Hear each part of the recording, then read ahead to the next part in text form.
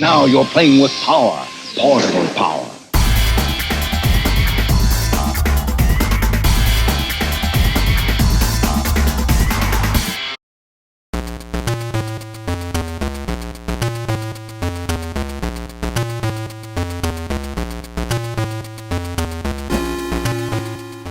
Well, hello everyone, and welcome back to Player One Start. In today's video, I have a special package that arrived in the mail, and I thought I would showcase its contents, as this box contains the second Kickstarter project that I have backed.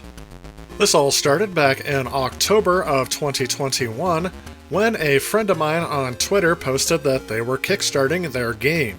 As I have been following this friend of mine on Twitter for quite some time, I was intrigued at what kind of game this would turn out to be, so I decided to back the Kickstarter. I ended up backing a tier that also included some collector's items in the box as well, and then I just kind of forgot about this until July of this year, when my game finally came in the mail. Let's go ahead and open up this box and see what contents are within. First off, if you're going to make a homebrew Game Boy game, this is the color cartridge I expect it to be in. This is probably my favorite color of Game Boy cartridge I have seen. The artwork on the front can give you a hint about what this game is going to be, as it kind of mimics the Konami Castlevania box art style, or at least parodies it in one form. I also like how the little thumb depression at the top so you can remove the cartridge just says game. Other than that, it is a pretty faithful recreation of an original Game Boy cart, complete with all of the features needed to comfortably fit it into a Game Boy cartridge slot. Underneath that, I do see a couple of collector's pins with some nice pixel art on here. Again, green is one of my favorite colors, and I definitely appreciate the aesthetic of these pins. Underneath that was the Gelatinous original soundtrack on compact disc. This thing looks awesome. Again, I'm just a huge fan of the whole aesthetic of everything that they have on here with the artwork, and I'm just a fan in owning video game soundtracks on compact disc in general. This was part of the tier that I backed on Kickstarter, so this didn't come with every copy of the game, and I think I'm going to hold off on listening to this until after I play through part of the game, as I don't want to spoil any of the new tracks before I play the levels. Next we have some nice chrome rainbow colored stickers. And finally below all that we have the game box, and this thing is fantastic. I'm sure the word Game Boy is trademarked in one way or another, so they had to rename it the Game Bro. I'll give that a pass, as they had to come up with a game name that sounded like Game Boy, but wouldn't raise any legal issues, but I'm not the biggest fan of the word bro. Bro! I am really digging how they stayed very true to what a Game Boy box would look like, as well as basically like a Konami-style game to begin with. The background is gray, but also gives off a hint of the green color in it as well. And I'm very glad this came with it, but I'm not quite sure why it wasn't already in the box. I guess to keep it in better condition? I'm not quite sure. Inside of the box, though, is the game manual, and again, this just looks fantastic to me, and so true to what you would see in a lot of Game Boy games. But actually, I'll go a step beyond that and say this is a little bit better, as even though this is kind of like a green monochrome style, it's still in more color than I remember a lot of game manuals being back at this time, especially for the Game Boy. I don't know if the game manufacturers didn't want to include something that looked better than what you were going to see on screen, but this actually fits in with the green aesthetic of the Game Boy as well, so again, I find this all very fascinating, very well done. But enough with the unboxing, I'm ready to play a brand new game for the Game Boy for the first time in, I guess, almost 20 years for me. And that means digging out my childhood Game Boy. And yes, this is the case I used to carry around my Game Boy in, so I guess I wouldn't forget where it was at.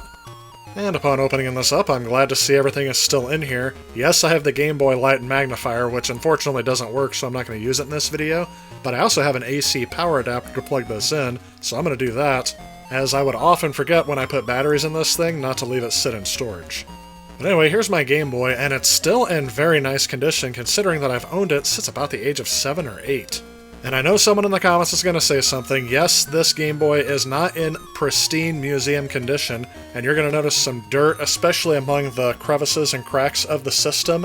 And if you're wondering why I don't bother cleaning that stuff off before I show it on camera, is that I feel that a dirty console is a well-loved console. All those museum quality pieces I see in some of their videos, I honestly can't relate to, because as a child I don't remember these things being in pristine condition for very long before they got gunked up somehow.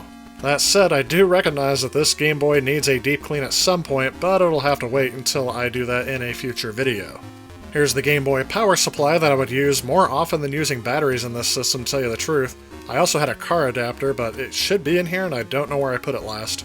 Here's that Game Boy light and screen magnifier. Again, I'm not going to use that on this video, but I do know the lights in this thing quit working a while back, and I don't remember what the issue is. I think it's corroded battery contacts in the back, so again in that future video I'll probably restore this as well.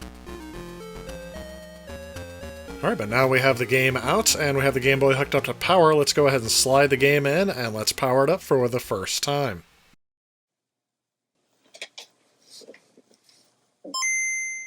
Oh, that's beautiful.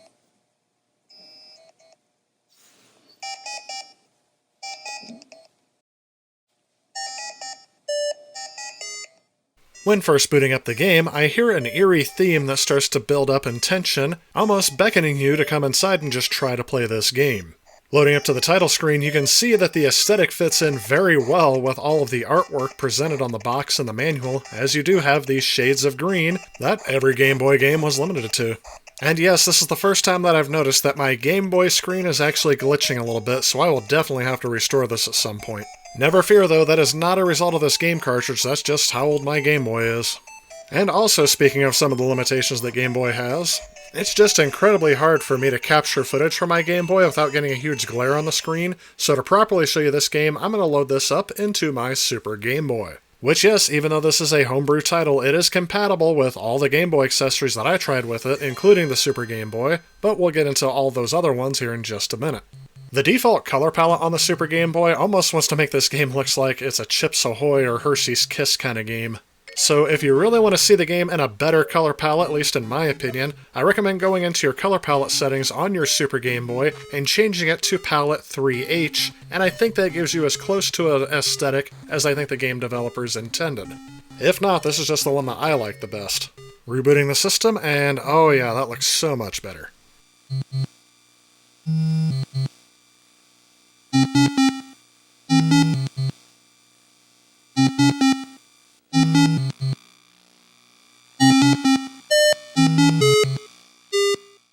Getting into the game, you can start a new game, load, or use a password to get in. There's also a music machine and an area just called Thanks.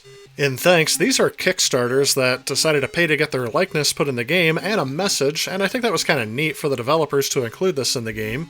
And if you're looking for me, sadly I'm not in here, and that's just because I didn't know this was an option until I got the game in my hands. But anyway, going in and starting a new game, you will see the opening cutscene, which kind of gives you an idea of what the story is. It's explained in a lot more detail in the game manual, but this does give you a good summary. Basically, you're a guy who gets turned into a gelatinous blob, and you have to find your way out of this.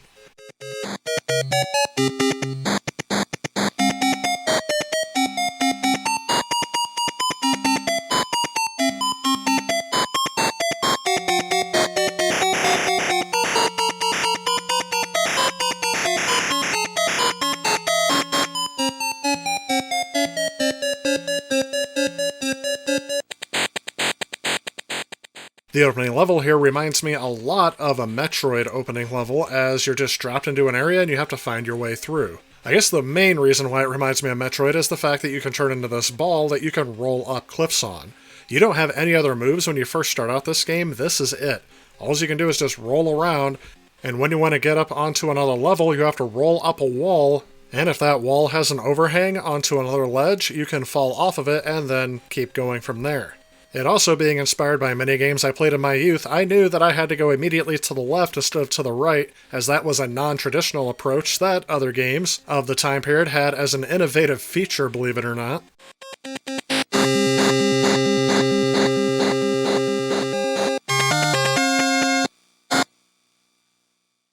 But anyway, as you make your way through this level with some simple platforming, you will come across your first checkpoint that grants you a new ability.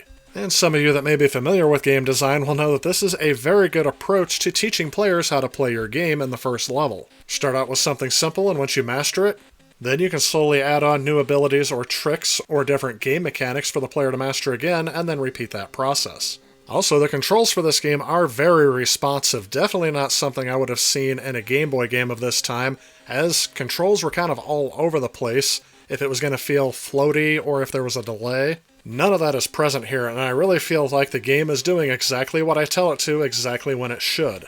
The graphics may not look like it to those who didn't grow up with this system, but these are actually impressively detailed for this system, as this looks like something as a cross between the Super Nintendo and the Nintendo Entertainment System. Yeah, there were games that did have this level of detail on the Game Boy, but it wasn't very common. After you get through the first checkpoint, though, you'll be introduced to what this game actually really is. And yes, this is a troll game. Back in the day, I think we would have just called this game design, or something that was designed to eat your quarters in the arcade, but in modern days, I would call this definitely a troll-style game, as you'll be forced to pull off tight platforming maneuvers until you master them, and once you think you get the hang of it, they throw you a curveball just to send you right back to the last checkpoint. I mention it like this not to be critical of the game, but just to fully inform you as to what you're getting yourself into when you get this game. And despite my own reservations of not really being a big fan of troll-style games, I think it actually works very well for this game, specifically for it being a portable game on the Game Boy. It makes it surprisingly easy for me to pop into this game, try to master a section, see how far I can get, and when I get frustrated, just power it off, and then I can come back to it later. I did feel that this difficulty spikes a bit too soon early on in the game, but to be honest, it kind of needs to, because later on as you go through, it's going to get more and more challenging as you go forward. In my initial run-through, I got so far as to add an ability such as the knife so I can attack enemies, but that's actually where I'm going to end my playthrough of this game, as I don't want to give too many of its secrets away. Overall, I would recommend this game to those who love these classic-style Castlevania or Metroid-style games, and for those of you looking for old-school arcade challenge. The best parts of this game for me personally was the fact that it saves at checkpoints so you don't have to keep backtracking to the very beginning of the game, and even though it's a troll game, they do give you unlimited lives to keep going from the last checkpoint. Or at least unlimited as far as I can tell, because it never sent me back to the very beginning of the game because I failed too much. That mechanic in itself is what I think separates this from all of the games that came out at the time, as they didn't want you to progress as quickly through the game to give you the perception of getting more value out of it by getting more playtime out of it, all while conserving costs by not adding on more game content. But that is definitely not the case with Gelatinous. I will note that I also tried this game out on my Game Boy Color, and it worked out flawlessly as well, except for the default color palette is not one that I particularly enjoyed. I also played this on my Game Boy Advance SP, and it worked flawlessly as well.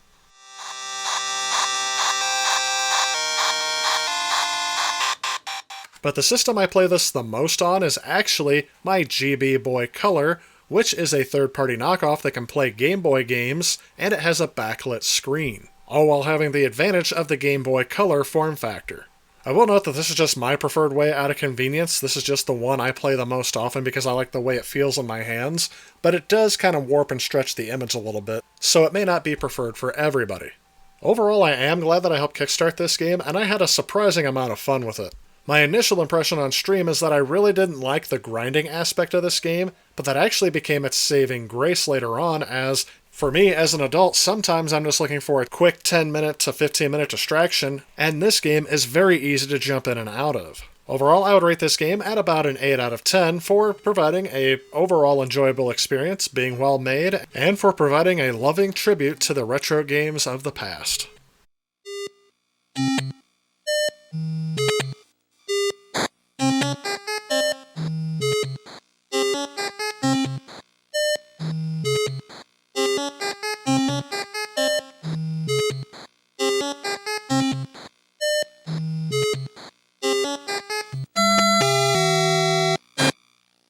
So overall, once again, I am very pleased that I grabbed Gelatinous on the Game Boy, and it's just great to see people still making games for this platform. I guarantee you this game was more of a challenge that it was to create than it is to play.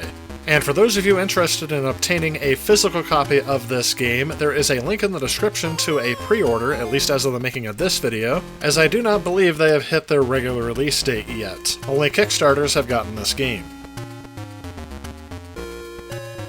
But anyway, that's about to wrap things up for this video. Remember, if you like what you see, remember to click that like and subscribe button. Also, let me know in the comments below what you thought of Gelatinous, at least through this playthrough. I want to thank you all so much for watching, and I will see you all in the next video. If you like this video and you'd like to help out with future projects on this channel, please consider supporting me on Patreon. A special thanks to those Patreons you see on screen. Also, if you like what you see, please remember to leave a like and click that subscribe button on your way out. As always, I want to thank you all so much for watching, and I will see you all in the next video.